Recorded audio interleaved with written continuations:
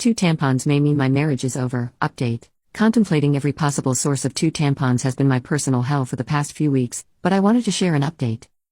Shortly after posting on here, I told my sister what happened: the tampon in the backseat in the sock drawer, my husband's cluelessness, the tampon from Fiona, and all the things I suspected but didn't want to believe. We compared tampons, save for the backseat one I had already discarded, and they were a match, just in different absorbencies.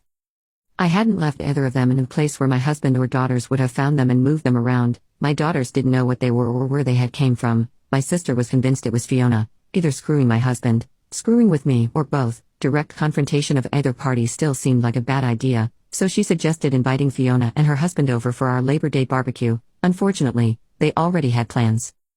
My sister and I agreed that it was too soon for cameras without any other evidence, so it was just a waiting game from there, watching my husband for any changed behavior. There was none. Our house for any misplaced or foreign items. There were none, and even the girls for any new friends they might have met. My sister's husband was adamant on this last point, and partly why he was inclined to believe that the tampons were harmless. If anything had been happening in or around our home, he said, it would be nearly impossible to keep it from me and the girls, since my husband was the one taking them to and from daycare and most other activities during the week. I felt a good bit of consolation in that. It wasn't until my younger daughter, 2 years old, came down with something last week that I felt any differently. I wanted to be the one home taking care of her, but my husband insisted that I stay at work while he stayed home with her. I was okay with that. My sister and her husband figured it was a good sign that he would take the time off at a moment's notice, and at that point, we were all already beginning to put the tampon fiasco behind us. By the 3rd or 4th day, I was just happy to see a near-healthy child and a husband who was helping see her through it. Toward the end of that week, though, I came home to something strange.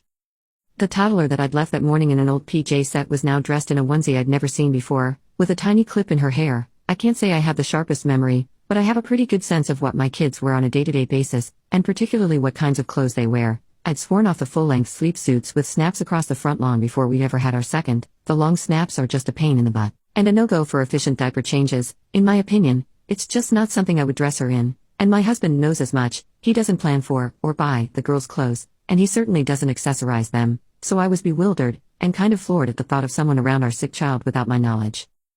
I didn't think twice, and I went straight to my husband to ask if anyone had been over to see him or the girls. He seemed confused, like before, and asked me why I would think that. It had just been him and the kids all day. I asked him again if someone had so much as stopped by to say hello, and he denied it. He told me to calm down. I might have lashed out and come forward with the accusations right then and there, but our older daughter was in the room, and she sensed something was up. In a calmer voice, I asked him a 3rd time if anyone had been around our children, and my husband swore that the girls hadn't been around anyone but him. He also denied buying new clothes or doing anyone's hair. With our daughter in the room and my emotions all over the place, I decided to leave it. I couldn't make sense of it then, and it hardly seems clearer now, after I've driven myself half crazy with explanations that aren't adding up.